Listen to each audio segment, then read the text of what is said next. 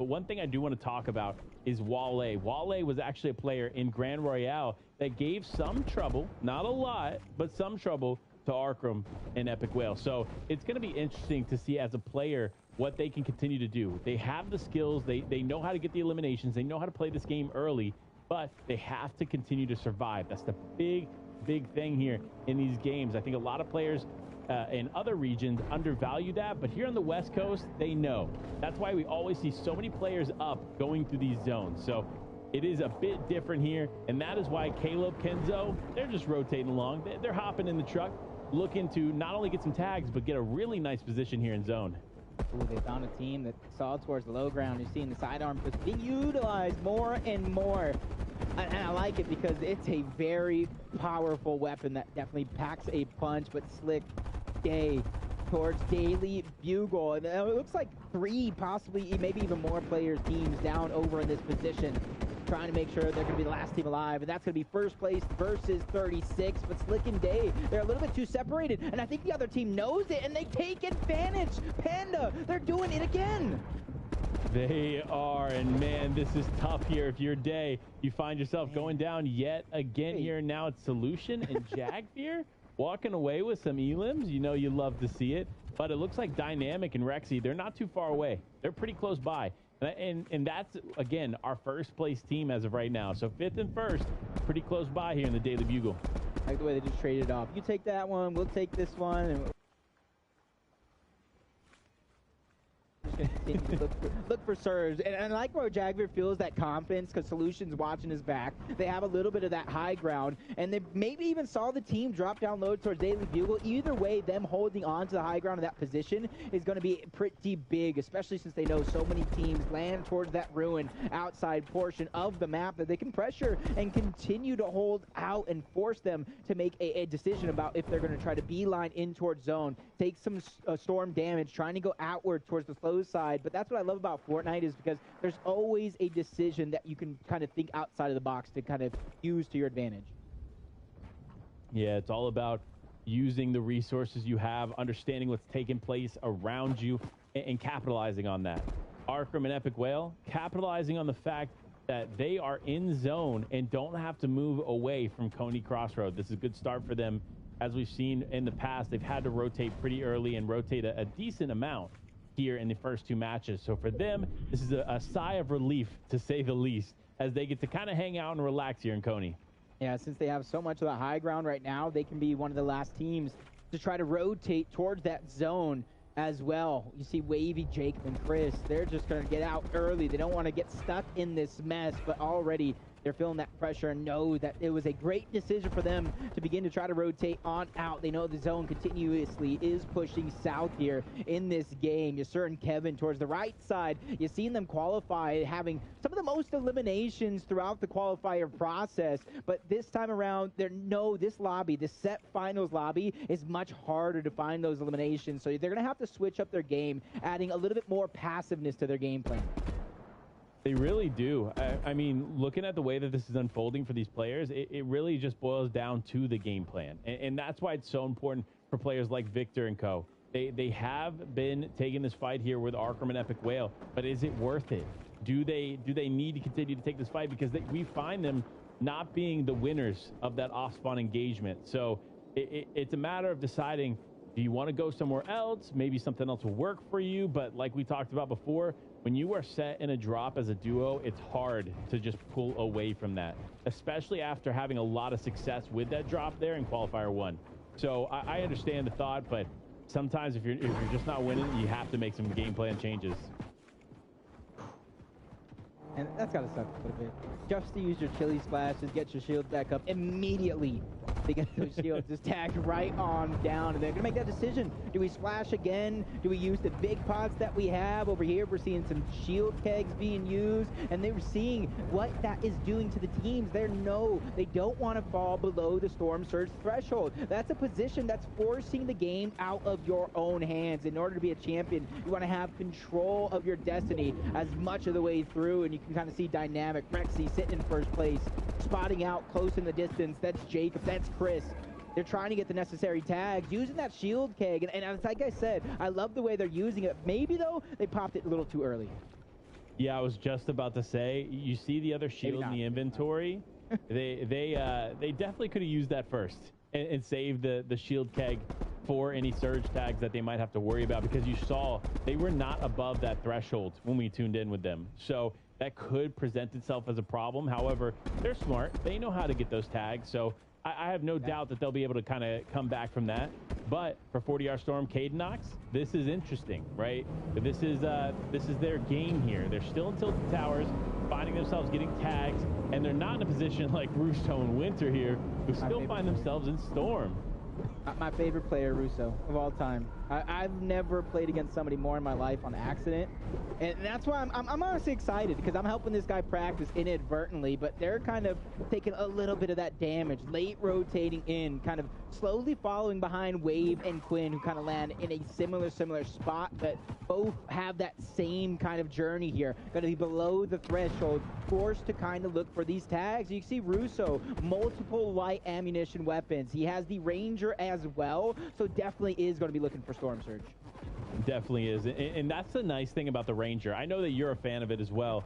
We talk about the differences between the MK7 and that Ranger, but that Ranger just punishes players if you have the accuracy, right? It all boils down to being able to utilize the Ranger to its fullest extent, but if you can, it's easy tags for you.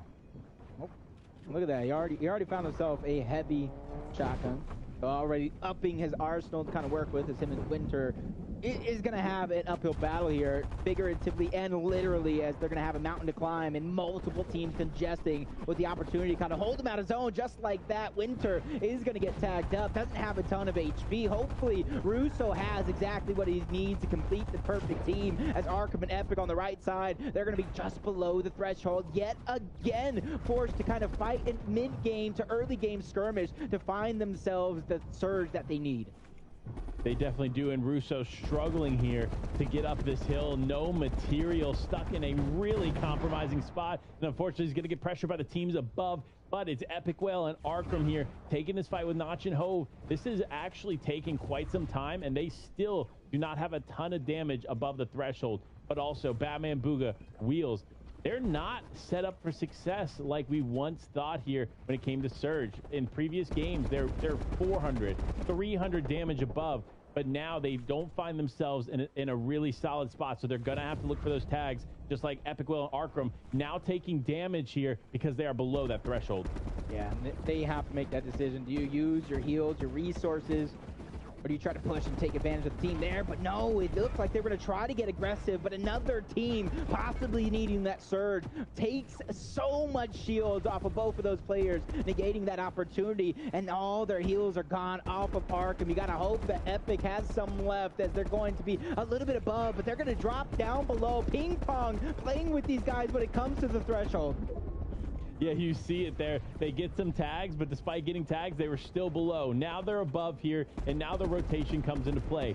They cannot afford to spend too much time here outside of zone, especially with the amount of players that are close by. But Kytrix, Doritos, they are trying to get those tags there on some distant players, but as I say it, Kytrix getting punished here, not only by Surge, but by the players down below. Oh, they thought they were going to get the tags needed. Kytrix still below the threshold. Is he going to get the big pot off? He is. Looks like he got it off just in the nick of time, but the team that's not going to be so lucky, Arkham, goes down yet again. Epic trying to out-heal with the Medmis. Barely any safe spot left. The zone is going to continue to push these players in. He has to go the rest of this game as a solo, as it's going to be Noct and Hove cleaning up that elimination and towards the side. So there's still that team towards Epic's left, a team towards his front side, down below the Storm Surge threshold. This could be another game with the team going out early.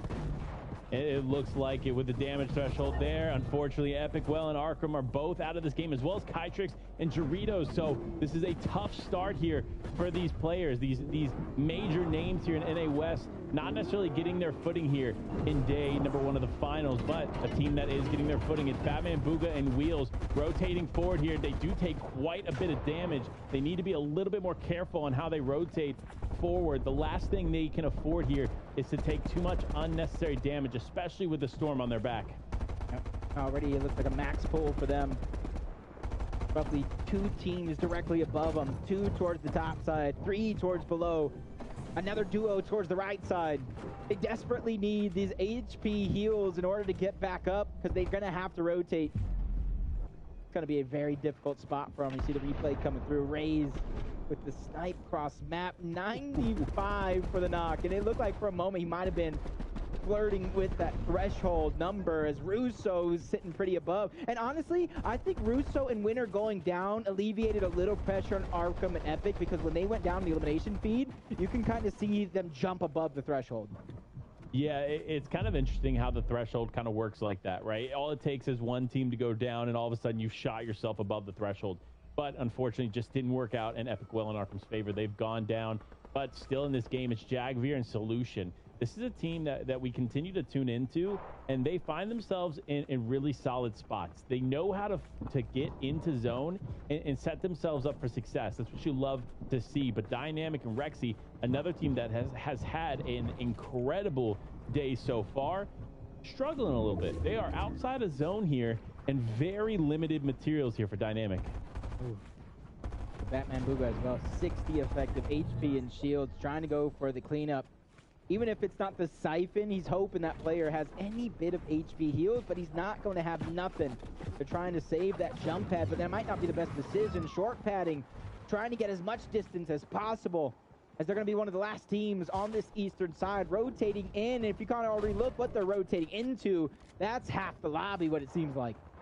Yeah, they have to be super careful here. This is another one of those situations that you just don't love to see when it comes down to it. These players all find themselves outside of zone and struggling to move forward with the players that have already established themselves. And it's funny because this is kind of a reverse role here for these teams, right? Batman, Booga, and Wheels usually find themselves as one of the first teams into zone and on the edge of zone. Now it's quite the opposite as they just struggle to scrape by and make it into zone. Yeah, look, he's literally just looking. He finds the med miss. Perfect use of the mythic Spider-Man web slingers to kind of grab it out. And now Batman Booga is feeling refreshed. He's back into the game, but G5RC is not in the game anymore. Neither is Moose. Lokes is going down. So many eliminations lighting up the feed, but only 2 more need to go down before Storm Surge is no longer a thing. Batman Booga. Sure enough, as you say that, Tavern and Cause both go down here. We quickly got to see the way that played out for them, and that's just unfortunate. Seriously? Tough day number 1, but a lot of teams that we were expecting to do exceptionally well, not necessarily getting their footing here in these first couple of games, but there's still so much left in this game as Wheels and Batman Booga prepare for the rotation. They know that there's some loot in what looks like in that building, so now they're just kind of preparing to either use the Spider-Man web shooters to retrieve whatever's in there, or they're going to rotate in that direction. Am I wrong to be impressed by that? Because I think that's some outside of the box thinking, destroying the pre-made builds to go and get the necessary heals. I feel like that is impressive in its own. It's definitely going to be something that is vital for their success. So you can kind of look, if they find themselves another victory royale, 2 out of 3 games, you got to think of that moment right there. It's not anything flashy. It's not something you would expect, but it's those small plays that really make a difference in a lot of these expert teams. They really do. And the one point to that I want to add, you have to be super careful when you're using a lot of ammo in those situations, especially medium ammo. But if you look at Wheels is stacked. Look at the amount of ammo that Wheels has at this point in the game. Despite holding 2 different assault rifles, let me guess, maybe I should be Superman Bua. Rolling on the floor laughing. Batman Booga not carrying an assault rifle at all. So this is good synergy here between the 2 players because they understand what loadouts they're going to have and what they can share with one another as they rotate forward. See everybody trying to rotate. Wheels and Booga always find themselves in such a good spot ahead of zone, but the worry for me right now seems to be their mats, their resources. So possibly just trying to get just ahead and look for a refresh, and you can see them already with double stinger action. Miles Morales Bua. And put down the damage because, like I said, resources, that's not going to be their best friend. Rolling on the floor laughing, rolling on the floor laughing. Snacky into the box, but that opportunity is going to come and go as the zone is now going to pressure them out. Yeah, this is a tough spot for them. They need to not only get some damage here for Surge, they also need to rotate with the limited material like you mentioned. And that is not what you want to deal with when the end game is just beginning. Another thing though here, Wave on the backside of zone trying to rotate forward. It looks like Jay Rose is actually trying to hold Wave out there. Wave taking a ton of damage there on the back, but another team we got to pay close attention to. It's Dynamic getting a knock onto Wale. That is huge for them as they continue to put elimination points on the board. Yeah, you got to be careful, though. You see Fabs and Snacky trying to battle for a little bit of high ground. This is the 6th zone. Some would say it's a little too early from what we've seen out of the qualification process. ETW Spidey, loving the new banner. They're far above the threshold. It's 100 points high voltage. Between the two of them, they're either going to need a refresh or really begin to recycle some of these. Look at Herbie, Poppy. They're waiting for that moment, shooting towards the high ground, making those pressures. Use even more mats as Batman Booga is going to lose wheels. He has to go through the rest of this one as a solo, and he's still hurting for mats. He is. This is not the situation you want to find yourself in, and quite the opposite situation here actually for Caleb and Kenzo. Comfortable. They're playing together here as a duo. They have the material resources needed to continue to fire in, but the medium ammo is looking to dwindle here for Kenzo. Needs to be careful about the amount of ammunition that they use, but Snacky Fabs here still on the high ground. This is what you love to see. Consistency here from this team. Surprisingly enough, they were able to get the high ground early, and so far they've been able to hold it. Now, that's not to say somebody can't take Definitely it. wonder power. They've been holding it for a pretty long time. Yeah, you got to be careful because you said a pretty long time, and last time we saw him, we had a 600 map. Angel and Nigel at the right time. They know these players have been up there forever. They steal away the high ground. Fabs and Snacky have no choice but to drop down low. Yagbeer and Vanillas, they're doing a good job trying to stay ahead of zone. Landjock. That Batman symbol in his name is 100 points, 100 points, 100 points. These teams go in front of them, so maybe they can try to pick up a refresh of their own as so many teams stuck in toward the mid ground, interacting with one another, trying to survive as Nigel and Angel using the chug splashes, might have been chili splashes as well, to give themselves a little bit of an extra speed boost. They really are, and we got to talk about it. We've seen Snacky and Fabs now almost every game go for high ground too early, and it just doesn't work out for them. But that trend continues here, so they're going to have to make some changes to the game plan if they want to continue on in these end games. But It's the official banner for the channel. Knows how to handle these high pressure situations as a solo, and I'm excited to see what he can do. Yeah, so many solos left alive. Defiable is going to go down. So is Curior. They're leaving everything that they have left on the battlefield. But Convict and Slick Nick, that team that I'm watching out for, finding a way, still alive. Multiple teams, the front side of zone. Salty is going to have to try to do this one as a Just recently went to see the Batman. A single build to his name using the last Spider-Man Mythic Web Slinger, and it's not going to save him as he's going to get dropped down low. Nigel and Angel, they're not putting the shots from above. They're just trying to survive and not let any team look up at them.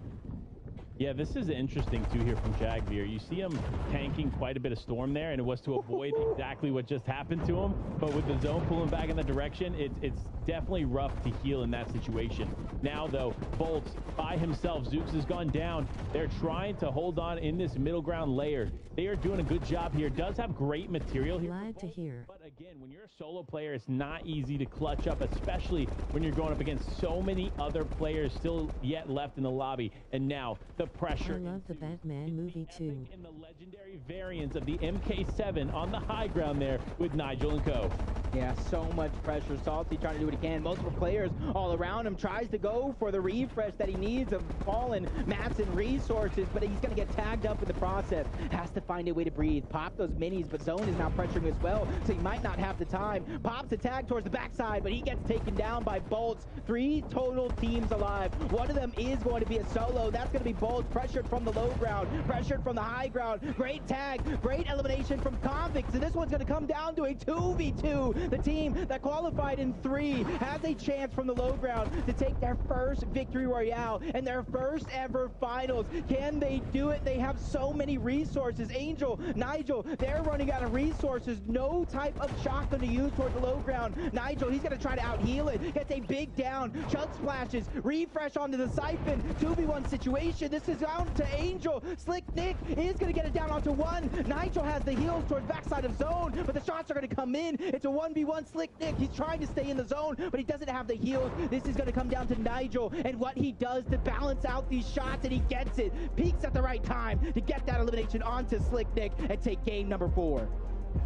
What a way to do it, too. Nigel struggling there in the final moments. The pressure was coming in. The build broke, and he immediately answered with shots of his own. If that had lasted one more second, he would have gone down. So what an impressive end to game number 3. And we got to talk about it, though. Nigel and Angel just gracefully holding it down here in the final moments, understanding when they needed to heal and when they needed to shoot.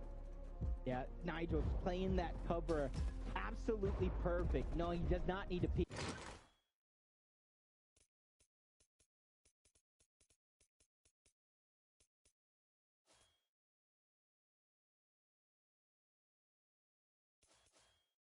3 different winners so far, and none of them are the superstars we expected them to be, but that's also a good thing. That shows that these up-and-comers are really coming to fight and play for that first place spot.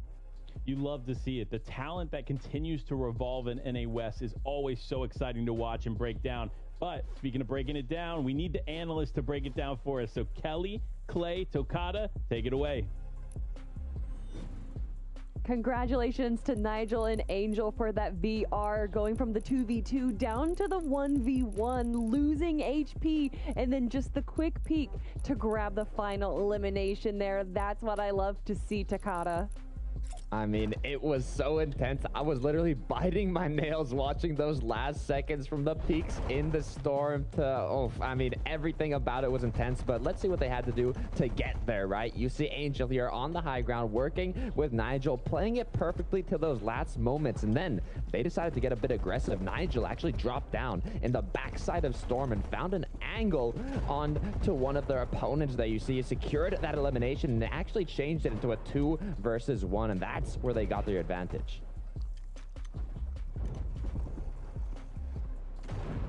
The final moments there, great performance, of course. Nigel getting down to 4 HP and then grabbing that elim, so great job there. Love to see how they're going to be standing now in our top 10 leaderboard. But of course, we have to talk about it, Clay. Fabs and Snacky keep going for that height, and then it doesn't really seem to work. But Takata, what can they be doing? I mean, it's a difficult situation to be in, right? Knowing when to take the high ground. Do you have enough materials? Is it the right zone? We saw that a lot of duos have been punished for trying to take high ground. 6 zone, that first moving. You have to know when it's the right time to secure it. Yeah, without a doubt there, and I'm excited to see how our top 10 leaderboard is going to be breaking down. But here, instead, we're going to be looking at Snacky and Fabs going for the height, successfully doing it, but not able to hold it for that long, Takata. I mean, you can see it here. They have the angle, they have the position, but it's not an easy job to hold it. You can see they got into an engagement there. They got into a little bit of a battle, but it's all about coming out on top. And I mean, hopefully they can adapt and learn from this last game and, I mean, do it better in the next one. Well, let's take a quick look at our standings right now, because just as the casters were saying, a lot of the top teams that we were expecting to see aren't even in our top 10 right now. Rexy and Dynamic, though, going for the elimination, 16 eliminations, and that's why they are now almost 20 points ahead of the competition there. Although Caleb and Kenzo, we constantly see them in the end game as well, and that's why they're going to be in second place. Salty and Courier are going to be holding third, Jagbeer and Solution in fourth, and then of course Batman, Booga, and Wheels after that VR going to be holding it in fifth place. But Clay, how you doing right now, man? Hi. All right. Looking good overall. I'm really excited. This is looking very close, right? I mean, yes, they're at 111 points, but that's still well within the grasp of a lot of these players, especially if they don't continue this run up. I mean, yeah, you can see it, 111 for the first place, 99 second, but down in 10th place, it's at 64 points. So there's quite a bit of a difference there between the 10th place and the first place duo, but still anything can happen. A reminder, this is a 2-day long final, 6 matches today and maybe 6 matches tomorrow, depending on if that match point function goes on tomorrow, if a duo is able to secure 500 points and 3 victory royales. But I mean, that's going to be very difficult. Look at this second page, though. This right here is typically what we see from our top 10. And these are the players that are in 11th through 20th. We have players like Babs and Snacky, Frappi and Nate, Wavy and Chris, Caden Knox and 40R, and then, of course, Chrisix and Jelty. And you know who isn't even here? Arkram and Epic Whale. But this is just the first half of day number 1. We have 3 more games to go. And then, of course, day 2 is another 6 games, everyone. So anything can change. Anything can happen. But what we do know is going to happen is that I'm going to toss to our casters for game number 4. So, gentlemen, take it away. You know, Kelly just talked about the absence of Arkram and Epic Whale and the impact that it's having on the leaderboard. It really has caused a traumatic shakeup here for these teams. Obviously, Clay mentioned before that Arkram, Epic Whale, they notoriously don't necessarily have the best day 1, but we've never seen a day 1 performance like this. They've always been more consistent on the day. Despite it not necessarily being their day today, there's still so much time for the rest of today, because this is the halfway mark. We're going into game number 4. 3 more games to play on the day, and then another 6 tomorrow. So still so many opportunities to see incredible comebacks from Arkram and Epic Whale. But Jacob, are you ready, man? I'm gonna ask, who do you think is gonna take match number 4? I'm scared. I'm honestly scared to predict at all. I feel like I'm a curse. Every single team that I picked, they don't do good in the actual show that we're running. They do good after. So for Arkram and Epic, I'm sorry, guys. I'm not even going to predict who I think you're going to see here, because I just want to see somebody pop off. And I want to see somebody really take game number 4 underneath their own control. They go for that early surge tag, set themselves up in a great position in towards zone, and continue to play that calm, cool, collected game, because it's a lot of these teams that are in shambles, that down below on that storm surge. But will those same teams be threatened? We'll find out here, because the battle bus and game number 4 is ready.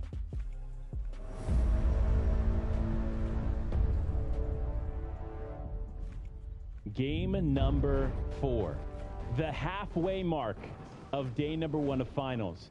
This is it here. If you and your team are not functioning at the highest level and you haven't figured out where the issues lie, you need to do it now. This is that moment that you have to start turning around the way that your tournament is going. And that's why we're tuning in here with Arkram, Epic Whale, finding themselves in 29th place. We talked about it before, how much they struggle when they are contested. This is not the normal Arkram Epic Whale that we see, but we know that there are teams that can adapt. We know these players know how to adjust to these situations, and now this is their time. They've used game 1, 2, and 3 to adjust to what they need to do. Now it's just a matter of coming back on top.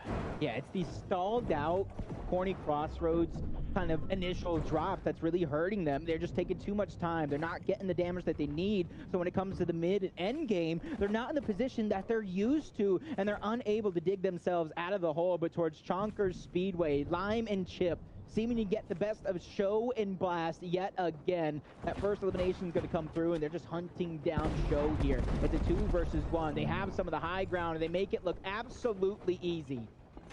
Wait, I'm interested. Lime only has 1 elimination. Oh, not again. And Show was that 1 elimination.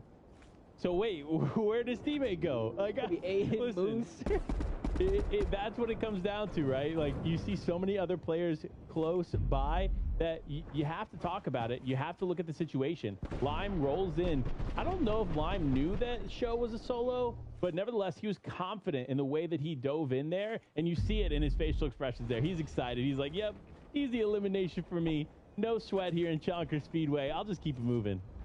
Yeah, and if that one did kind of get taken out from underneath them, I'm talking about that first elimination, you got to imagine how frustrating back-to-back games when you're looking to get 2 eliminations to start it off. One of them just gets yoinked, as you kind of talked about. Is your favorite team ever, Wheels and Batman Booga, going towards that llama split. They get the resources, they get the loadout that they want, and then they slowly but surely traverse towards Covert Canyon, just picking up the scraps or any shots that they want, whatever it takes to go ahead and put yourself towards the end game. Yeah, and they're doing a good job. We talked about their split, right? How they have part of Covert Cavern, and then they also have over to the llama side right there close by, which is why they have so many material early on. But this also gives them a huge advantage when trying to take engagements like this. And you see it now, shots raining in. Batman Booga connecting a shot there, as he tries to push forward here, and it looks like they got a couple tags and they decided to move on, which is the smart play. Now, a team that is taking shots but is not going to give up here on this push for Coney Crossroads, it's Arkham and Epic Whale. You find them here yet again going up against Victor and Blizzard as they try to break in here and try to get any kind of shots or tags that they can, and it's so close. The walls are exposed. If Victor's not careful, Arkham could have got some big tags there.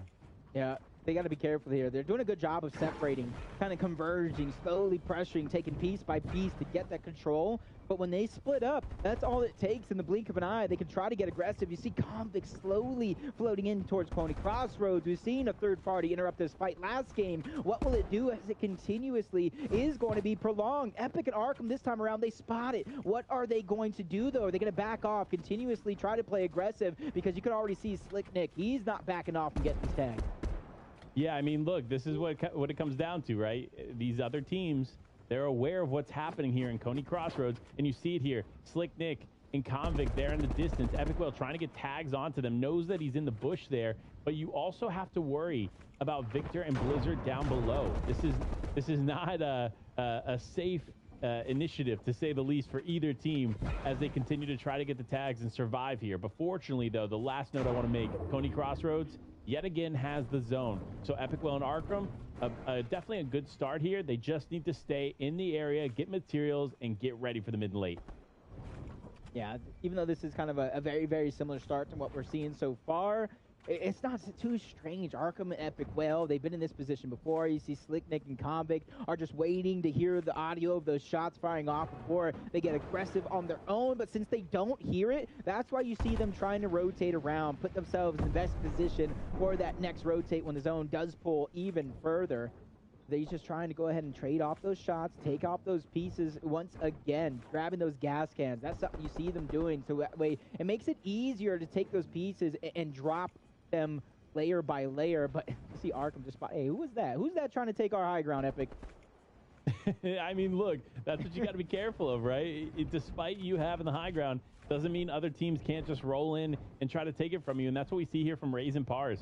We've seen them actually, it looks like 2 games in a row going head-to-head up against each other at some point in the match. So it's interesting. They must be landing relatively close to one another to make that happen. We obviously know that Coney Crossroads is working out in their favor, and it's actually just north of there is where Pars and Raise is. So it makes a lot of sense why they're rotating and running into one another, but they need to be careful. They need, because especially for Arkham Epic Whale, with them being contested, they just don't have the resources to fight multiple teams. I see Jelty and Krizik so far out of Greasy, it makes me kind of wonder what really happened in that early game against Babs and Sack. Did they just give up Greasy, let it go uncon, and try to get these eliminations onto Russo and Winter? Because that could be a different game plan. Get yourself slowly warmed up, build that momentum as Krizik takes a nice shot onto Winter. Doesn't fully drop the shield though, he still has some left towards the tail end as Krizik lands yet another shot, gets the piece control away from this team, and they're slowly but surely taking it, but the steel wall is going to deny that entry from the Krizik. He's got to have to think of another angle.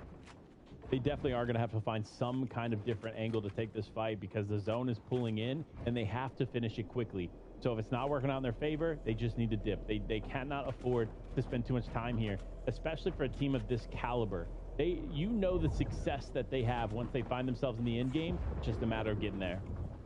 Yeah, for so many teams, it's about getting through the mid game, the early game towards that end game where you're going to pick up a lot of points, but it's so hard, and you can already see this game is going to be a similar stacker as game number 2. 96 players still alive with the zone already pushing in. Tavern and Cause, north side of Sleepy Sound, already with another battle against Salvo and FJAA, and you can see what it's doing. This time around, they don't have the pressure of zone moving in as they're going to continue to trade those shots, blocking off their backside to deny any third-party attempts. But the longer this one goes, the more opportunity for anybody around to disrupt this fight. Yes, so many opportunities for disruption here, and that's what the name of the game is, right? We're in Fortnite. Anything happens, anything goes, but Tavern diving straight in here. Cause also getting involved there. Both pretty weak. Does look like Tavern is going to take quite a bit of damage, but no, it's not going to work out in their favor as FJAA is going to walk away there with Salvo, getting some nice eliminations. You can see it again. There's players high off on the mountains in the distance. It may not have been a ton of damage being put on these players, but it's just enough to be annoying, to distract. You look left instead of right. You're trying to guard your back instead of your front. And that's exactly why you got to be very, very decisive and together when you make the decision to take those early game skirmishes. But back to Batman Booga and Wheels here as they have the high ground. This is a similar position that we've seen them throughout the course of the day so far. But over to Wale, and Vanilla's Wale just over peaking. Vanilla's trying to get aggressive on the Frappi and Nate, and they take them both down. You can see him just getting frustrated, begins to set in, and that's why towards the tail half of the day, they're going to need to close the gap. They don't need to have massive games to jump to the top of the leaderboard, but they need to close the gap for tomorrow. Absolutely. And Wale, you can see the frustration in his face there. He knows the mistakes that they made. They're not a team that you often see make mistakes like that. So for them to make that mistake, it was definitely affecting him for sure. But it's all about the comeback. It's all about the return, right? You have so many opportunities still left in this game. You just need to change that game plan up here a little bit. Speaking of teams that are changing it up, it's Kenzo and Caleb. They're not necessarily changing it up because they're in second place and they just need to remain consistent. I actually had a chance to kind of message and reach out to Kenzo and try to get a feel, because that's one of the things I wanted to do. Really get to know a lot of these players, tell their stories, help them shine, and realize there's so many different play styles in Fortnite, and they're all viable play styles. It's about your execution as a team, and this team knows, qualified to this point, it took everything that they have. They have a little bit of a passive play style. They go more for setting up in towards high ground, a great spot in the zone, and go for the tags, and just survive towards end game to where those eliminations will just naturally prevent themselves. Yeah, and like we've talked about before, the end game is key. It really is everything. If you're focusing on that, you're finding yourselves in the top 10 of the leaderboard. But for teams like Zuko and Digital, who are a little bit behind the curve here, they're going to need to change the pace. And going up against Jelty and Krizix probably isn't the play here in this mid game. Neither team is in zone, and it looks like they have quite a bit of rotation to make.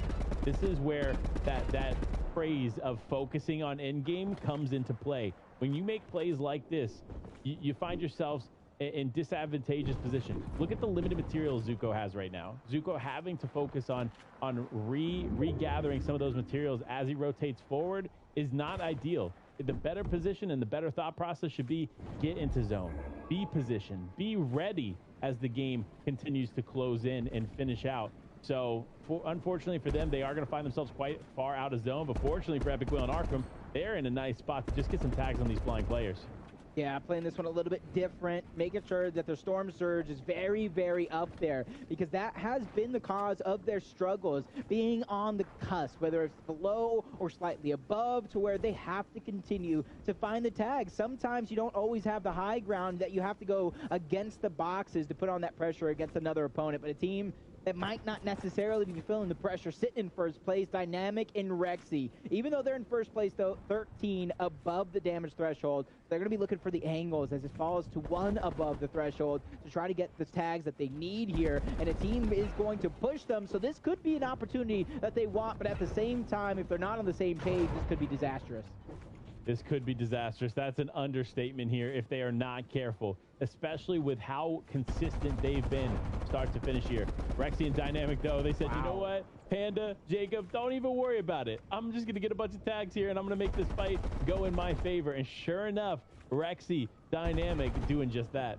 I like the way they're just slowly but surely. And I say slowly, but right there at the end, he just tries to get in the box with the Stinger SMG. He knows his teammates there trying to get an additional angle.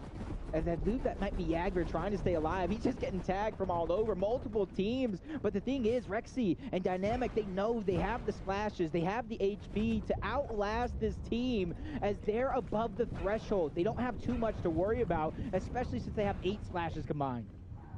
That's a lot to work with, but obviously you want to keep as many of those resources for the end game as possible, but still feel comfortable using it, right? Because obviously you can get some resources kind of through refreshes and even additional chests that you find on rotation, but the amount of time that Dynamic and Rexy are spending in the storm here is a bit concerning.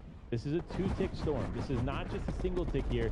So the more time you spend here, the more vital resources you have to spend just to survive. And the fact that they've been consistent up until this point, is kind of why I'm surprised that they've spent that much time there. But no, now Rexy taking a ton of damage. Now going to be forced here to use as much of those vital heal resources as they can here just to survive. But no, players pressuring from either side, holding wall after wall. Will they be able to continue going forward? Dynamic trying to build out here a little bit as Vernie on one wall, it looks like, potentially trying to pressure forward. No, this is actually a different engagement there taking place for Vernie and Midi. These teams are just trying to survive here in this aggression. Yeah, you can see so many players falling because of the lack of the Storm Surge tags. They're forced to go in. They don't have the distance necessary. They might have the loadout or an MK7 to get the shots from a distance.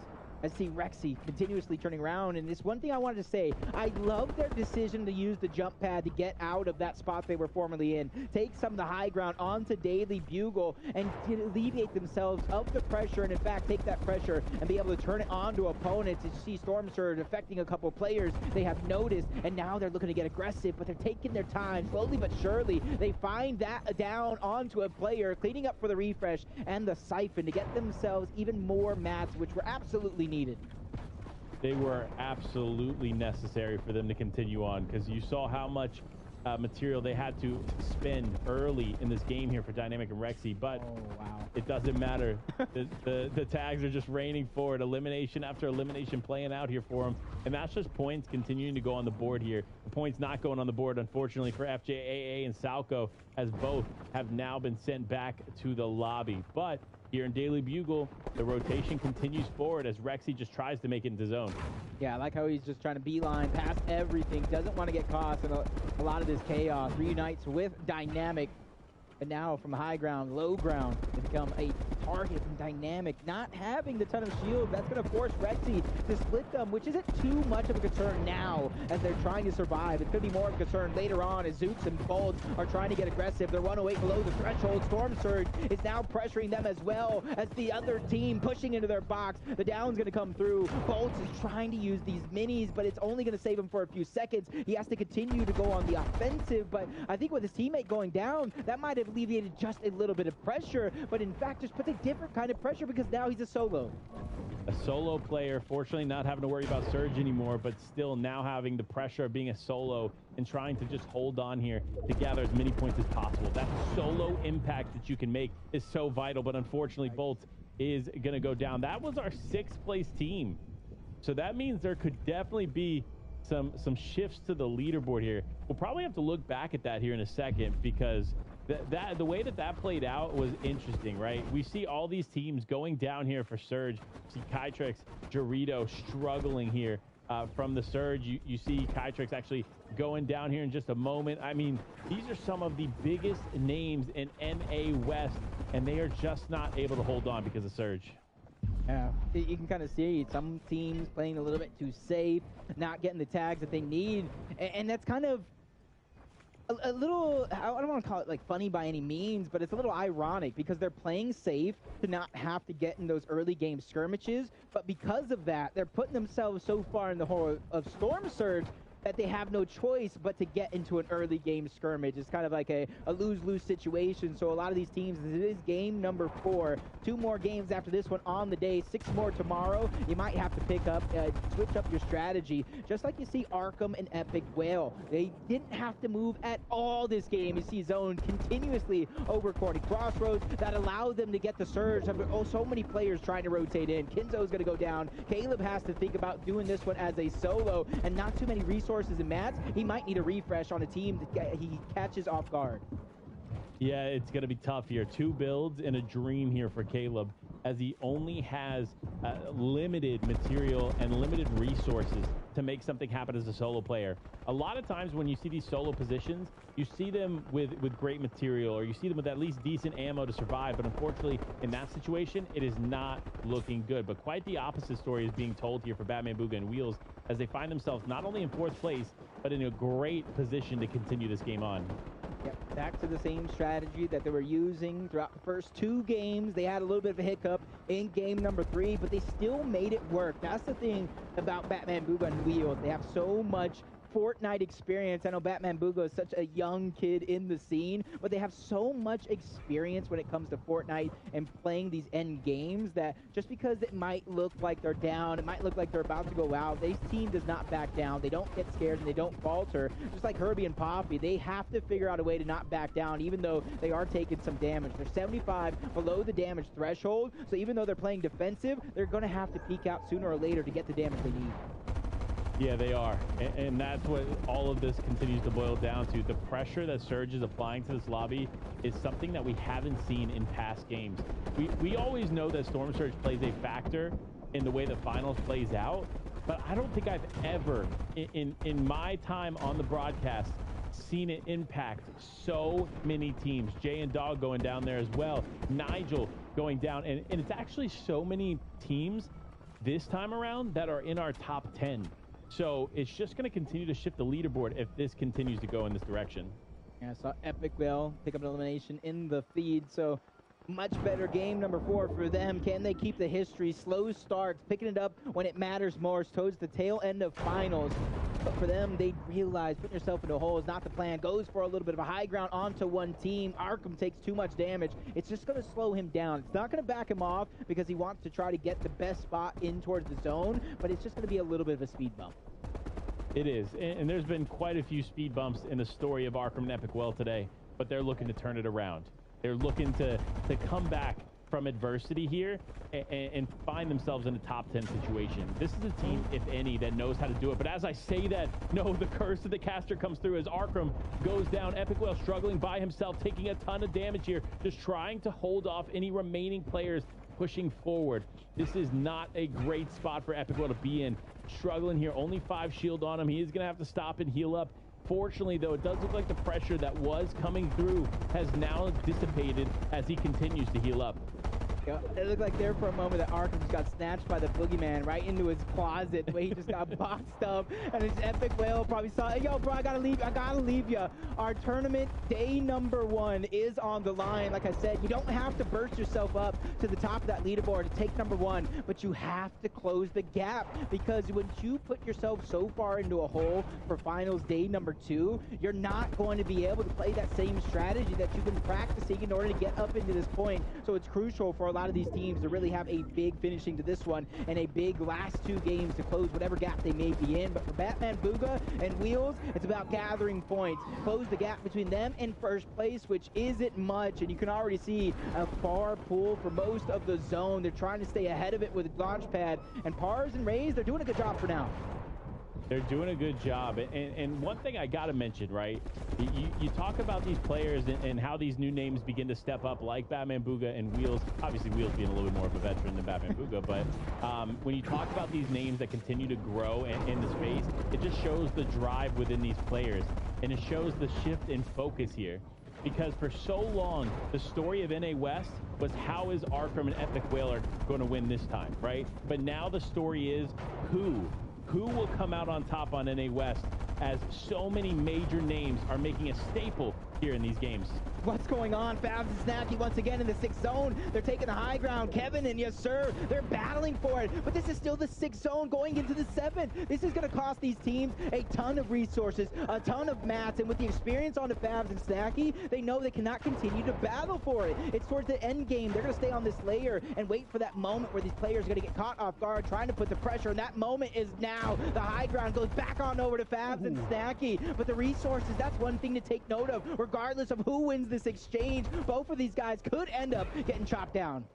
Yeah, they need to be super careful here. Now is the time to take high ground, and you see Snacky and Fabs adjusting the layer that they're on here so they can continue to hold on. But talking about continuing to hold on, it's Caleb continuing to hold on in this game as a solo player.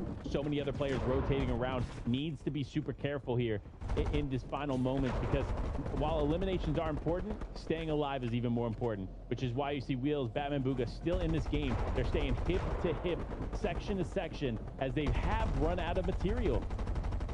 I'm looking for a quick refresh on to an unsuspecting duo, and that might be Slick and Day, who had their hands busy with another team, but Wheels, he gets caught off guard. He gets taken down. It's all up to Batman Booga, who goes down again, but Fabs and Snacky, they're holding on to the high ground with what little mats that they have. And talk about little mats, they have plenty of light ammunition in the hands of Fabs, who's going to drop down low, lead the charge for him and Snacky, as Caleb is now going through it, getting put in the blender. That's Beast and Remy trying to get through to the box and find that elimination, but Caleb is surviving on just a thread here with a hope and a dream still intact.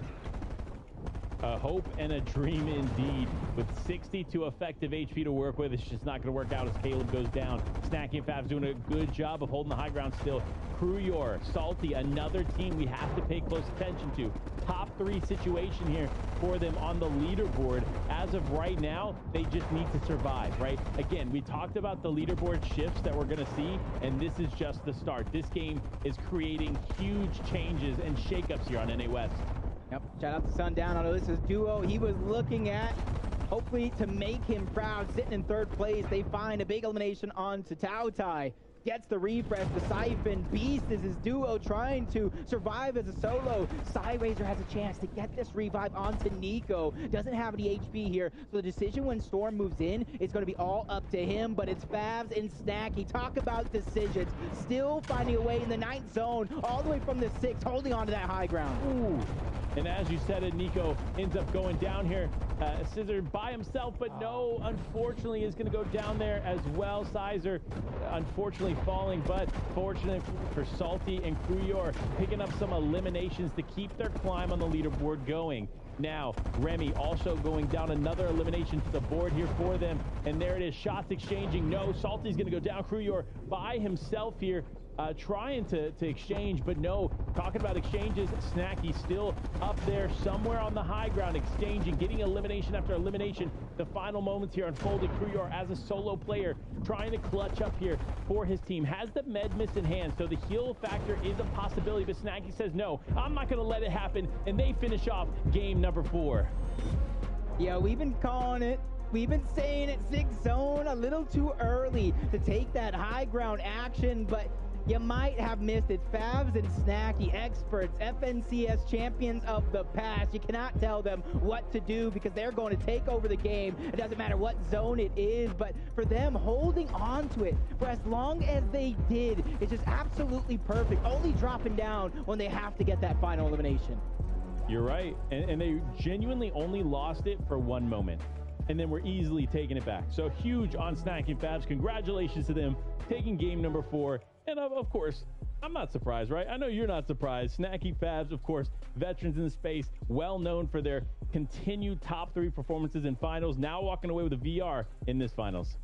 Yeah, there's so many teams that you talked about in that top 10. They went down very, very early, so nobody knows what the leaderboard can look like, but there's 3 people that can guide us. That's Kelly, that's Clay, that's Takata. Where are we at when it comes to leaderboard?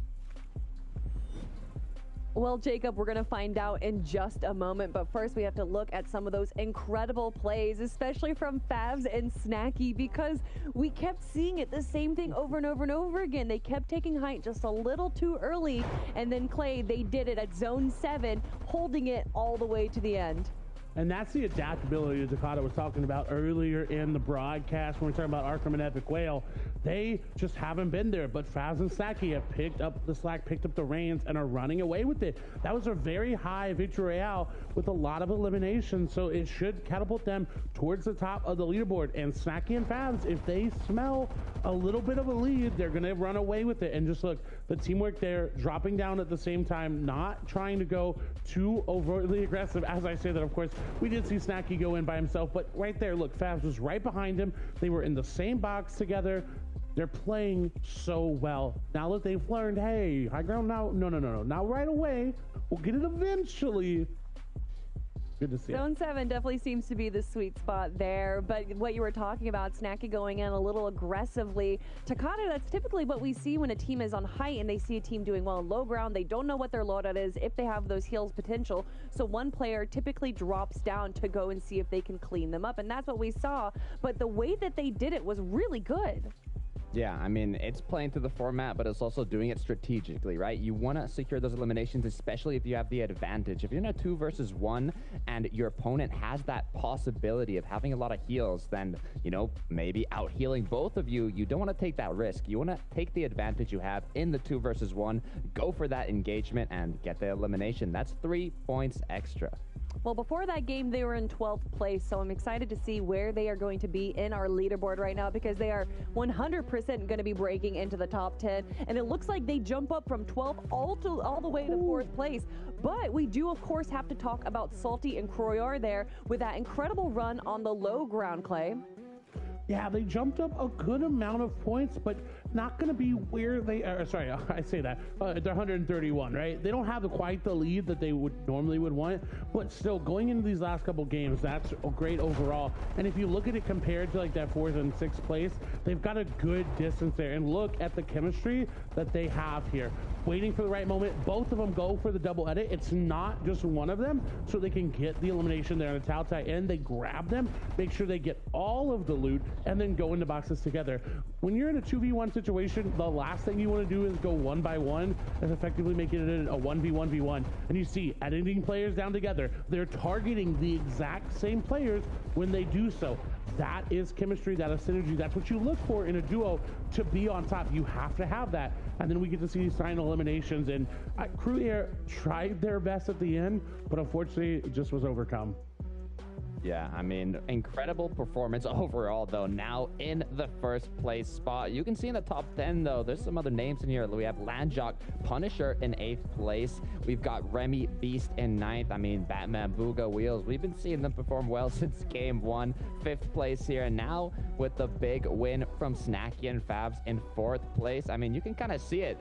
That's interesting how the 4 duos that have gotten the Victory Royale are kind of right beside each other on the leaderboard, but in the top 3, nobody has a Victory Royale. It just shows how powerful it is to have 3 points per eliminations. I mean, if you can get a good amount of elims each game, it can really boost your position up on the leaderboard. Oh, without a doubt. And something that was really interesting there after watching Europe is that a lot of the people that grabbed VRs weren't even in the top 10 towards the end of the day. That seems to not be the case for NA West here.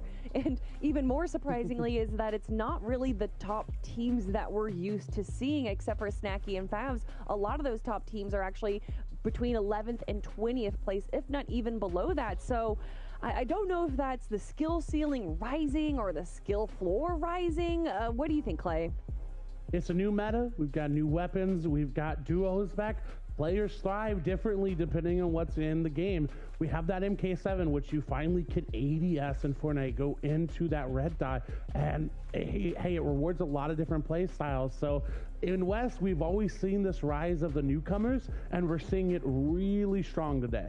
Yeah, what do you think, Takata? Why are some of the top teams not performing well? Is it just the new chapter? I mean, Clay nailed it. New map, new meta, new items, new format, going back to duos. It's just a big mix-up. Lots of big mix-ups, and we can, of course, still see some mix-ups in our last 2 games of the day. And just a reminder, we obviously have 6 more games tomorrow, so the mix-ups are sure to come. But for right now, we're going to be tossing it back to our casters for game number 5. Thank you so much. And talk about a mix-up. That leaderboard is a mix-up for sure. The way Takata broke it down, the 4 Victory Royale players or teams overall are not at the top half of that leaderboard. In fact, it's the teams that are getting a good balance of those placement points and the eliminations that are at the top of the half of the leaderboard. But it's not all about the eliminations, because the team of Caleb and Kinzo, it's mainly placement points, putting themselves in a great position with Surge to make it to the end game. So for a lot of these teams that are stuck on the old format and the old style of playing, it's a new meta, and a lot of these new players that are rising are taking notice and taking advantage of the teams that might be stuck in the past. Absolutely, and that's why it's so important to notate these teams that are coming up that aren't necessarily the most notable names that we know from the region, stepping up and showcasing that they have the skills, they have the practice, and they have the determination to walk away on top here in the final. So super excited to get this game underway. It's already time. You already know. Let's dive into game number 5.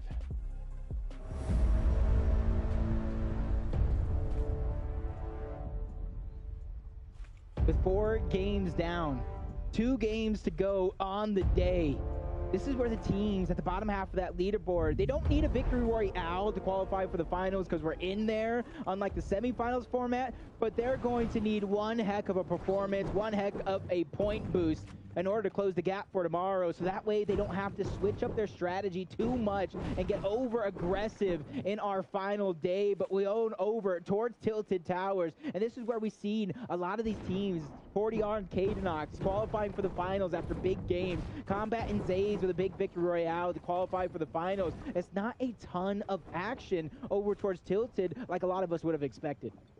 It really isn't. And when you look at the teams that are here and they're contested, and you look at their current placements, it speaks to how difficult it is to function in the mid and late game when you are contested by so many other players. I think the highest placement we saw there was Midi and Vernie in 16th place, if I'm not mistaken, in Tilted Tower. So again, that's tough, right? That just speaks to how difficult it really is when you are contested, and how important it is to have a game plan when you do have to deal with these other players. But speaking of game plans, it's Lime and Chip. This is a team that has handled this contestation with stride. You have not seen them really have any kind of adversity going up against these players. But speaking of adversity, here it is. It's Frappe and Co. going up against Wale and Vanillas yet again. And unfortunately, Frappe is going to have to disengage. Yeah, I like the quick thinking out of Frappe and knowing exactly what to do. So many times I've seen players try to be the hero, save their duo teammate. In fact, it cost them both. This time around, Frappe knows there's so much time left on that reboot card. It's about getting out now. If there's an opportunity for me to backtrack later, I'm going to go for it. But Vanillas doesn't want to give him anything. And now he's getting his own surge tags, letting Frappe know, hey, we're hunting you down. So you got to go so far away from this reboot card that you have no hope of getting your duo back. Yeah, I mean, it's a smart play on Wale and Vanilla's part, right? Just continue to push Frappe away. However, with the addition and the adjustments made to the reboot card, there's still so much potential in this game to get Nate back into the game. But look, it really boils down to how you want to play the remainder of this game, because it's still early. There's still so many opportunities to play this out, and the last thing you want to have to do is play as a solo player from the beginning. We saw only one time, I think, throughout all of this FNCS where a player spent a lot of time as a solo and still came out on top, and that was still only 10 minutes in comparison to what is right now Zone 1. Yeah, take note of this drop spot. Again, you see it. Could be Krizix and Jelty, but they could have changed it up overall. That's something we saw at the beginning of last game as well. Maybe that early game skirmish is going to be the key, or at least avoiding it, trying to stay alive. Just get Surge, be content with that, and play for the end game where those opportunities are just going to manifest themselves. They're just going to pop up left and right, that we've already seen today as 40R Storm is going to try to take high ground, but he gets covered up by Combat, who's not wanting to let him go and take over that high ground easy, because he knows that high ground is a very dangerous thing to battle against. It really is. The advantages that you have there from height, whether it's the different angles that you can hold and still apply pressure, is unique and huge. It's a huge advantage to have, and that's why you see 40R Storm and Kadenox continue to hold it. But they've decided, they said, you know what? It's not worth it. We're going to continue to move on. We still need some vital resources to make the rest of this game count for us. So that's what they're going to do. But speaking of teams that really need big shifts here, it's Clouds and Pumps. We tuned in with them earlier, but not too much have we seen them play throughout these games. So that just tells me that they are not quite catching their footing here on the day. But Pumps now looking to change that here as Clouds down low, taking up both players, taking a lot of damage. They need to be careful here as these players continue to close in. Resources minimal. Pump out of mats, trying to get to his teammate, but no, he ends up going down. Clouds by himself, trying to turn this around, and it just doesn't work out. Yep, I kind of got it pinpointed. It's confirmed right now. Krizix and Jelty landing towards Greasy, grabbing just enough loot to go north and try to get these eliminations on the teams that are splitting those drops, not getting the best mats or loadout right off of that initial. And that's something we saw through the qualifiers when I'm talking about Poppy Blast and Show. They weren't having the best time when it's a contested drop, but when they switch it up, that was exactly the key to their success as Kytrex and Harditos is battling. They're not having the best day, but it all it takes is one moment, Panda. One successful battle to shift the momentum onto your side. It really does, and that's what we see here. Kytrix was taking a lot of damage there. It could have converted a different way, but no, Doritos, Kytrix feeling confident. They know they were able to get those eliminations, and they continue to climb the leaderboard. But here's another team, not necessarily catching their footing here on the day. It's Trey and Kaio. This team has done exceptionally well here in the past, and they're looking to kind of replicate that same energy going into day number 2, because day number 1 has not worked out quite in their favor yet. But there's still one more game after this as they aggress here, Nigel and Angel, which if they can take out Nigel and Angel here, that'll be a huge shift as they're 6th place in the leaderboard. Yeah, Trey and Kiowa, they were doing phenomenally to qualify for the finals. It wasn't through a victory royale by any means. It was consistency throughout the leaderboard. They had a great mix of placements followed up by eliminations. They didn't really have to worry about surge too much, but as we've been saying, in finals, a set lobby with the best of the best that the West region has to offer is a little bit them. This is their first ever grand finals appearance. It might be getting them a little bit mentally, but all it takes is a big pop-off moment to put that little bit of, you know, nerves to the side and really kind of play the game that you've been practicing up until this point. And that's why they're going to try to hold them out up until a certain point where zone pulls so far they have no choice but to try to backtrack. They really don't, and the game plan here is to survive. It's just to stay alive and be smart about the way that you play these next few rounds, right? These players deserve this moment, and this is their moment to take. It's just a matter of them actually taking advantage of the moment, right? Putting in that work here, whether it's scrimming, VOD reviewing, prepping for this time here. It's here. It's now, and you cannot afford to go down early. So focus on the end game. Make sure you get those surge tags throughout the way and keep on going. That's so bad. I feel like this is everybody's just rotating into chonkers today. Lil J taking out Poppy Blast, and without him going down, you got to think Show is out as well.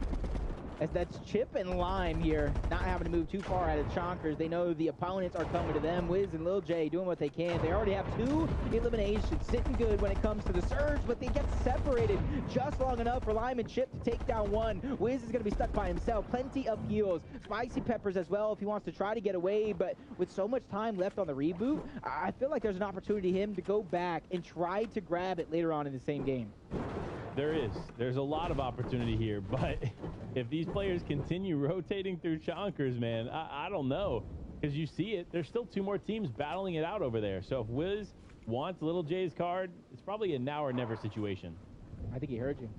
Saw the did. players. Yeah, the skirmish still going down. This is his chance, not the third party, but to sneak in. That's why you see him crouching, grab that card, and get out. Live to fight another day, because this battle royale, you want to be the last team standing at the end of it all. But with 84 people left alive, this is already moving at a little bit quicker pace than last game, as teams are realizing their position on the leaderboards and trying to formulate a plan to match it. Formulating a plan. We've talked about that quite a bit here, and these teams, they have these plans, but sometimes things don't go according to plan, right? So now it's about adjusting to the plan. But one team that has had things go according to plan, it's Lime and Chip. Man, they have been consistent out of Chonker Speedway here. Yep, only able to get 1 elimination. They do all the damage in the world, because you see them not having to worry about the surge later on, but they're always seeming to find a way to just let one escape them, and another team just swoops in.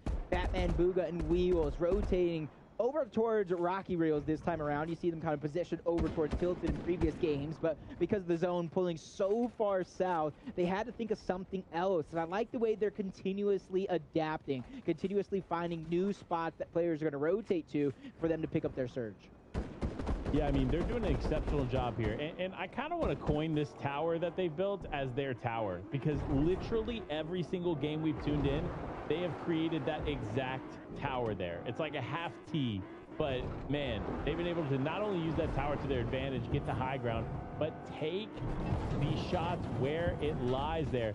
And I don't know if you saw that back there for a second, but if I saw that correctly, they got...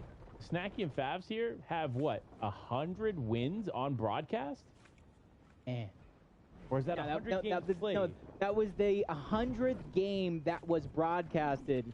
that they won in 2022 already. So Favs and Snacky, that might be the luck. Sometimes all it takes for you to win the lucky game.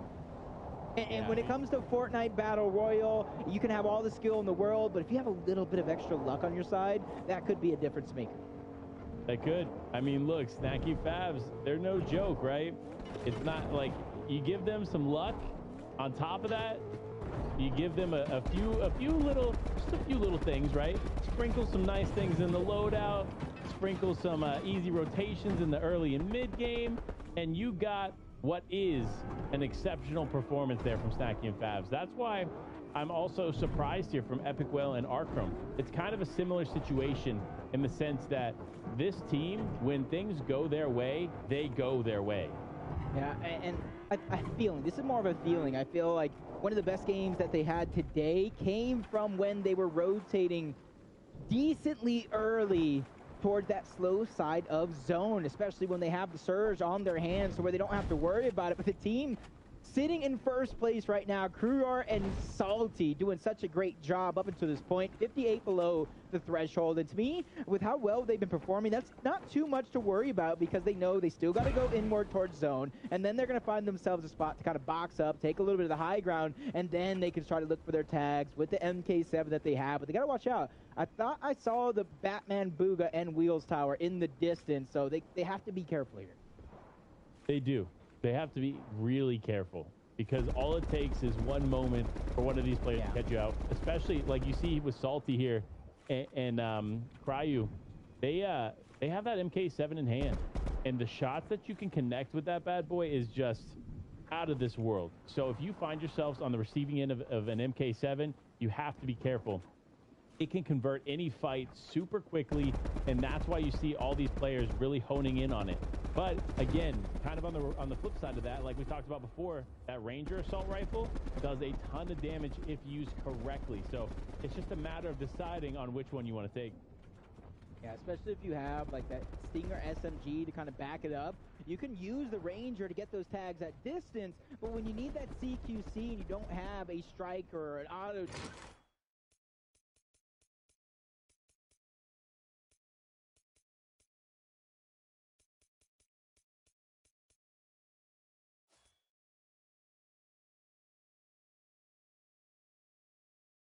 out, but for them, that is just enough for them to have their eyes set forward, to continue to try to get in the zone, in a team that's trying to stop everybody from feeling that comfortability. Is Volt and Zook, you see them angling themselves towards the outside and putting on the shot. Kinzo and Caleb, though, in an early game skirmish, I talked about them loving to play passive, but that opportunity is not going to be there. Salco is going to go down. That's a moment to breathe for Kinzo and Caleb, as they're not going to go for it just yet. They're going to wait to try to get the shield, but maybe they should have. A team gets into their box to disrupt their fight. That is going to be a third party, as Kinzo's just trying to live on a prayer. He has the mythic Spider-Man web shooters, and just in the nick of time, he uses them to get out.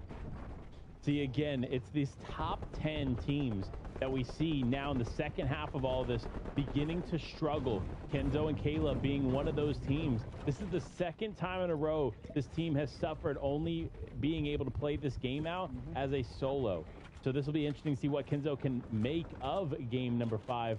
But here it is. It's one of the final 2 moments on the day here for these teams, and it's all about ending with a huge staple. They want to be at the top. They want to be in that top 10, top 15, in contention to walk away with some of these big prizes here for the finals. But for players like Batman, Booga, and Wheels, they remain consistent, they remain calm, and they keep moving forward. And once again, Tavern and Cause are going to go down in the elimination feed.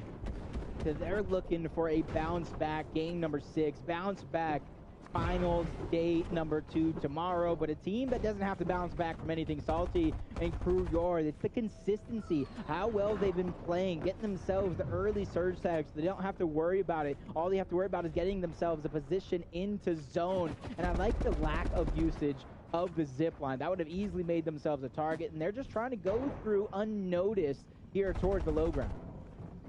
Yeah, and they seem to be doing it, right? Obviously, there's some little exchanges close by, but nothing that's truly going to affect the way that they rotate. But teams that need to rotate, it's Kenzo. Kenzo, fortunately, going to find some bandages here heal up pretty effectively, and now it's all about the rotation. It's about making sure that you stay within this zone here and stay as concealed as possible as a solo player. One of the big factors here going into the rest of this game here for Kenzo is going to be the balance of stealth as well as surge tags. Once you find this, you're good to go. But we got to talk about it. It sounds like first place in Kruyor and Salty have gone down here in match number 5. So watching it back here, you see them just fully going down there. Just not what you want to see if you're in the first place spot, but it's great if you are in the third place spot like Snacky and Favs here, because they're going to be able to capitalize and climb this leaderboard. I think it's a power now at this point for me. Cursing casters, cursing these guys. I said they didn't have to worry. They didn't have pressure. Immediately we switch off of them. They go down. I don't mean to do this, but let's see if it could work. You know, Favs and Snacky. Nah, I'm not gonna do it. I'm not gonna do it. Not at all. Rexy and Dynamic though, sitting good. 8 chug splashes onto Rexy alone. 5 minis. Both of them have a little bit of rotation when it comes to the launch pad, so they're definitely sitting in a good spot. My only question would be, if any, how much surge do they have? That would be the only thing to disrupt their game plan, because they have an easy rotation into zone as well. They do, but one thing I do want to mention as far as the disadvantage goes is their material. You see how Dynamic is lacking quite a bit of material here? That could be a struggle point moving forward. Fortunately, right now, they're okay. However, the further you go into this game, the more necessary those materials are going to be. Same thing applies here to Batman Booga. He does not have a full material. He's probably about the halfway mark as far as mats go, or just below. So he needs to be super careful in the way that he plays this out, especially here with his his teammate Wheels kind of in a similar situation. But no, now the pressure falling through here for Wheels and Batman Booga. They need to stay up. They need to stay together. You see Wheels kind of tarping ahead just a little bit, keeping that distance, utilizing those hard material. That's going to be super important to them getting to where they need to be here in the final moments of the game. Yeah, 112 above the damage threshold. That's not too much. Yeah, you can be proud. You can use this moment to kind of heal up as much as you need to, but you realize a lot of these teams are going to be below the threshold. You see them drop roughly 15 points already. Kevin is going to go down to Landjock, trading Kiowa, sitting at the edge of zone. A congested part as well, possibly 3, even 4 duos around. You see Chris and Wavy Jacob directly above them, another team above them. So easily teams can begin the third party, put the pressure from above as they're just trying to get the pieces. So that way they have a little bit of safety in their layer. A little bit of safety and a little bit of focus. That's all it takes, right? You have to remain calm, remain safe here in these final moments, because this is where it starts getting hectic. Once you get into that 4th and 5th zone, it's all about making sure you position yourself well and get ready, because all these players are starting to condense down into such a small zone, and they're going to have to continue to move. But now, Surge playing a factor here for these players. Trey and company both struggling, being 134 damage below. And it's actually Nigel and Angel. They've gone down. They were in our top 10, and Surge has taken them out of this game. And just looking at the elimination feed, you saw it with Dog that got an elimination onto one team. Jay just basically gets another one onto Slick Nick. Kiowa is just trying to survive. Trey went down, but he gets one onto Beast. He turned it around. Did he get both? He definitely just turned that one around. And you see why? They're just flying under the radar right now. They have so much skill. They have so much knowledge when it comes to Fortnite. They just need the experience that this finals is bringing them. Oh, and it's bringing them some experience, man. Kiowa stepping up to the plate here, doing some big things as a solo player. That solo impact score has got to be massive there in those moments, getting those huge elimination points on the board for them. But now, Batman Booga, Wheels, just rotating forward again, finding themselves into zone, trying to get ahead of zone, but unfortunately paying a little bit of a price there to get there. However, they have great material, or not material, but they have great resources in the inventory for heals. But like we mentioned before, they're lacking on material, and they're actually taking shots. It's Epic Whale going down there, but it's actually, he's going to go down to Bolt. So Wheels and Batman Booga did not get that knock there onto Epic Whale, but that's not going to stop them from trying to get more tags on the remaining players. Zooks is just trying to go for damage. You see Bolts as well. They just have no medium ammo to put out the pressure. Finally picks up an MK7 off the ground. Just has whatever is left in the clip. to go ahead and try to put out use. Batman Booga feeling that same pressure, not a ton of resources, not a lot of ammunition of any variety other than that shotgun shells. So it's going to be very, very important. I almost know what he's thinking. A refresh on this rotation. That is what they're looking for here. It really is. They need something, right? They've done a good job to survive until this point. However, this is not even near over. There's 3 more zones to go. So many players still up, remaining in this game. And one player we got to shout out, it's Kinzo. Again, holding on as a solo player, clutching up here and keeping the points on the board. This is massive for them. And I'm actually curious how many solo impact points Kinzo has been able to put on the board here, because it's been nonstop here for Kinzo as a solo player. Yep. Using a couple of charges of Spider-Man Mythic Web Slinger to try to get ahead of the zone.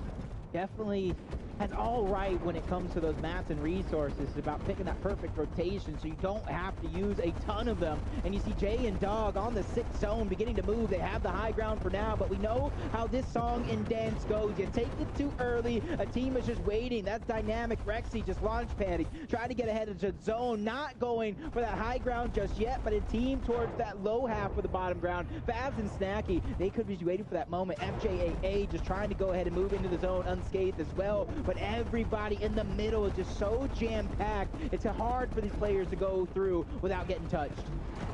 It really is, and you see players all around Wheels of Batman Booga, both limited resources. It looks like no materials left here in the inventory for either of them, and they're below Surge. Surge picking away, not only for them, but for Kinzo as well, as Kinzo finds himself falling here in match number 5. Now, Batman Booga down, Wheels up by himself, Wheels pushing forward, getting huge tags for him, keeping him up above this threshold.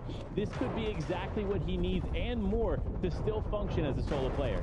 Nah, he needs a little bit more, just like you said. He needs some ammunition. 5 shots left in the Ranger. 1 mini, no stinger ammo, no resources. He's trying to hop on up. He uses what's left. He only has 2 shots left. He has to play to perfection here. Maybe even find some resources on the ground as he continues to get tagged up, but he's doing a good job. He's continuously outlasting a couple duos and picking up those placement points without anything. Finally, he's going to go down, but he did just enough. He did just enough. Another team doing now more than enough. The comeback they needed. It's Dog and Jay on the high ground, pressuring from above. They're doing a good job there of maintaining it. A good position for them to take it. But another team we got to talk about, top 5 team here, Pars and Rays, both struggling to survive here on the low ground. But lastly, Defiable School, 9th place as of right now. This is a huge turn for them. This was a team we saw do exceptionally well in qualifier 1, now looking to make a staple here in the finals. Dog goes down. That was that perfect timing for Krizux and Jelty to go ahead and try to take the high ground, but they have to go ahead and drop it. They don't have the resources to stay that high, but they're still going to have that advantage to go ahead and put that pressure on from above. 60 shots in the medium, I do believe, for Krizux as Rays gets that much-needed siphon towards the low ground. Now he's trying to catch up to the zone. Only 1 bandage left. Players are still all around him. Goes for the harpoon, but Rays still gets the elimination on the hard ethos as he continues to move through the zone. He continues to move, but with 19 effective HP, he needs to be careful. No materials left, and unfortunately, he's going to go down. Now, Beast Tautai getting an elimination on the board for them. Jelty Krizik still holding the high ground, looking to make something happen. It's their moment. It's their time, and they understand this. This is their comeback. This is what we wanted to see here from this team. We knew this is a powerhouse duo. Now it's just a matter of them taking advantage of the end game, and sure enough, they're doing it here. Yeah, this is down to 3 duos, a Fortnite triple threat match. Tautai and Beast towards the low ground. Krizix and Jelty have a little bit of a high ground, but no! Krizix was trying to take the shield, but he goes down. Just a second of distraction. Victor goes in. He finds the elimination. Jelty still has the high ground. Beast and Tautai, they have the low ground. They have the advantage. Everything is going their way, including that opportunity. The 2 solo players battle it out, and they just fall into the laps of the players, Beast and Tautai, for the elimination and the victory royale. What a way to finish it off. Jelty, Krizix looked like they were primed and ready to go to take game number 5, and then the tides turn. Tautai and Beast show up and show out here in the final moments, walking away with not